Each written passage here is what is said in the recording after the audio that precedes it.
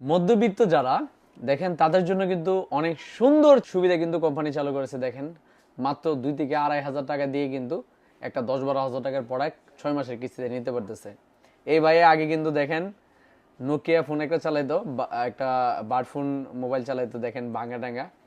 তো এই ভাইয়ের সাধ্যর ভিতরে মাত্র কিন্তু 2.5 হাজার টাকা দিয়ে এই ভাই একটা ভালো মানের একটা স্মার্টফোন তিনি 6 মাসের কিস্তিতে কিন্তু নিতে পারছে।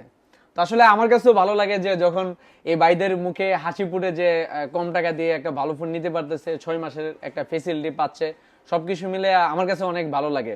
2,000 টাকা সর্বনিম্নে আমাদের কাছে নিয়ে আসলে আপনি স্মার্টফোন 6 মাসের কিস্তিতে নিতে পারবেন। 3,000 টাকা নিয়ে আসলে 3,000 টাকার ফোন দুমা আপনাকে, ধরেন আপনি 3,000 টাকা নিয়ে আসলে আপনি 14 থেকে 15 হাজার টাকার ফোন পাবেন। তারপর হচ্ছে যদি আপনি 4 থেকে 5 হাজার টাকা নিয়ে আসেন 20,000 টাকার ভিতরে ফোন পাবেন। আবার 20 থেকে 30-এর মধ্যে নিলে আপনি যত দামে যাবেন ততটুক ডাউন পেমেন্টটা একটু বাড়বে। তো এই ভাইয়ের সাধ্য ছিল হচ্ছে 2 থেকে 2.5 হাজার টাকার ভিতরে, ওনার কাছে ব্যালেন্স ছিল, তার উপরে কোনো টাকা নাই। আমরা কিন্তু 2-2.5 হাজার টাকার ভিতরে চেষ্টা করছি ওনাকে সর্বোচ্চ একটা ভালো ফোন স্মার্টফোন দেওয়ার জন্য।